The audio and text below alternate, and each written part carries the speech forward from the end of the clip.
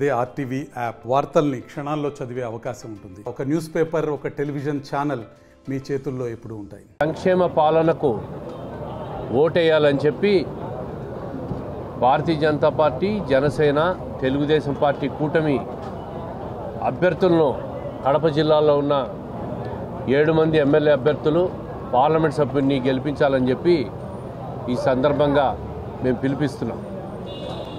ఒక పవిత్ర ఆలోచనతో పేద ప్రజలను ఆదుకునేదానికి ఒక అద్భుతమైన మేనిఫెస్టో రిలీజ్ చేయడం జరిగింది నిన్న.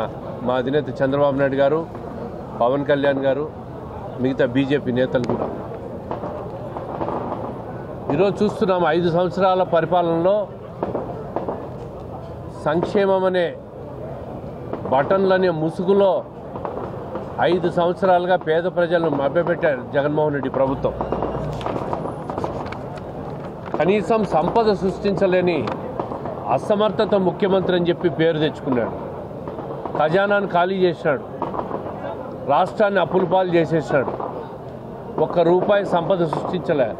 అభివృద్ధి వైపు అడుగులు లేవు, పరిశ్రమలు లేవు, ఉపాధి లేదు. విద్యార్థులంతా, యువతంతా కూడా అల్లాడిపోతూ ఉన్నారు. బాధ, ఆక్రందన, ఆవేశం, ఆందోళనతో ఉన్నారు. పేద ప్రజలైతే ఇల్లు లేవు, సంక్షేమ పథకాల కండిషన్ల పేరుతో కట్ చేసేసి మోసం చేశాడు జగన్మోహన్ రెడ్డి గారు అని చెప్పి మాట్లాడుకుంటున్న పరిస్థితి చూస్తూ ఉన్నాం.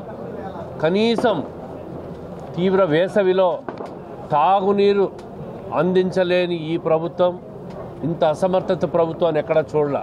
తాగునీటి రంగం పూర్తిగా నిర్వీర్యమైపోయింది. కడప జిల్లాకు రావాల్సిన జిఎన్ఎస్ఎస్ కానీ, హెచ్ఎన్ఎస్ఎస్ కానీ, అదేవిధంగా కుందు పెన్న అనుసంధానం కానీ, పెన్నా నుంచి బ్రహ్మంసాగర్ ప్రాజెక్టుకు లిఫ్ట్ ఇరిగేషన్ కానీ, గండికోట పైడిపాలెం నుంచి డిస్ట్రిబ్యూటర్ సిస్టమ్ కానీ, జిఎన్ఎస్ఎస్ కాలువ, ప్రధాన కాలువ ఎక్కడ 5 సంవత్సరాల కిందట ఎక్కడుందో అక్కడే ఉంది. నీటిపారుదల వ్యవస్థను నిర్వీర్యం చేసి ఈరోజు రైతులకు ఒక శాపంగా మారింది ఈ ప్రభుత్వం. అందుకే సాగునీటి రంగాన్ని పూర్తి స్థాయిలో ప్రాధాన్యత ఇస్తామని చెప్పి ఈ మేనిఫెస్టోలో కూడా చెప్పారు. పోలవరం ప్రాజెక్టు 72% పూర్తి చేసిన ఘనత చంద్రబాబు నాయుడు గారిది. ఈ ప్రభుత్వం వచ్చిన తర్వాత 20 డిసెంబర్కు పూర్తి చేస్తామన్నారు, 21 డిసెంబర్ అన్నారు, 22 అన్నారు, లాస్ట్ 23 డిసెంబర్కి అన్నారు. ఇంతవరకు దాన్ని ఎక్కడ వేసిన గొంగలు అక్కడే ఉంది. అదే పోలవరం ప్రాజెక్టు పూర్తి అయింటే కృష్ణా జలాలన్నీ కూడా రాయలసీమకు మళ్లించడానికి అవకాశం ఉండేది. కరువు సీమైన రాయలసీమను అన్ని రకాలుగా కూడా తాగునీరు కానీ, సాగునీరు కానీ అందించే అవకాశం ఉండేది. అవన్నీ లేకుండా నీటిపారుదల వ్యవస్థను పూర్తిగా నిర్వీర్యం చేశారు.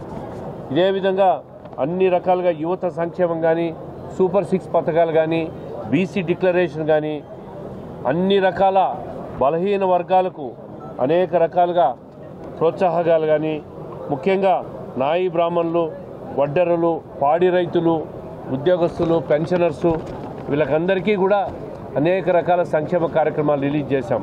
తాగినా కూడా జగన్మోహన్ రెడ్డి ఎన్ని వేల కోట్లు ఖర్చు పెట్టినా, ఎంత అరాచకం చేసినా, ఎంత అధికార దుర్వినియోగం చేసినా ప్రజలు మా వైపు ఉన్నారు. కూటమికి మద్దతు ఇవ్వబోతున్నారు. రాష్ట్రంలో 160 స్థానాలు తెలుగుదేశం పార్టీ గెలవబోతా ఉంది, కూటమి గెలవబోతా ఉంది. ప్రతి రోజుకు జగన్ ప్రభుత్వ గ్రాఫ్ పడిపోతూ ఉంది. కనీసం 10-15 సీట్లకు పరిమితమైన జగన్మోహన్ రెడ్డి గారి పార్టీ ఆశ్చర్యం లేదు. ఈరోజు వాళ్ళందరూ బయటకు వచ్చి సంపూర్ణంగా మద్దతు ఇవ్వడం చాలా సంతోషాన్ని ఇస్తుంది. అందుకే రేపు జరగబోయే చంద్రబాబు నాయుడు గారి కడప నగరంలో జరగబోయే మీటింగ్కు నభవుతో నభవిష్యత్ అనే రీతిలో ప్రజలందరూ హాజరు కావాలని చెప్పి పిలిపిస్తూ, నిన్నటి నుంచి అధికారం ఉందని అనేక ఒత్తిళ్లు తీసుకొచ్చారు పోలీసుల మీద. మేము ఏదైతే గోకులాట్ సెంటర్లో మీటింగ్ పెట్టాలనుకున్నామో దానికి అనేక రకాలుగా అడ్డంకులు, పోలీసులు మీరు ఇక్కడ పెట్టేదానికి లేదు అని. సరే, ఎన్నికల సంయమనం పాటించాలని చెప్పి వాళ్ళు చెప్పిన దానికి, అంటే అంజద్ బాషా ఇంటి దగ్గర మీటింగ్ పెడితే వణుకు పుడతా ఉంది అతనికి. అతను అధికారం ఉందని చెప్పి పోలీసుల మీద ఒత్తిడి తీసుకొస్తున్నాడు. ఆ స్థలాన్ని మేము ఇవ్వమని ఆర్ట్స్ కాలేజీలో పెట్టుకోండి, పుత్త ఎస్టేట్లో పెట్టుకోండి, శంకరాపురం అవతల ఖాళీ స్థలాల్లో పెట్టుకోండి, అనేక రకాలుగా ఒత్తిడి తీసుకొచ్చారు.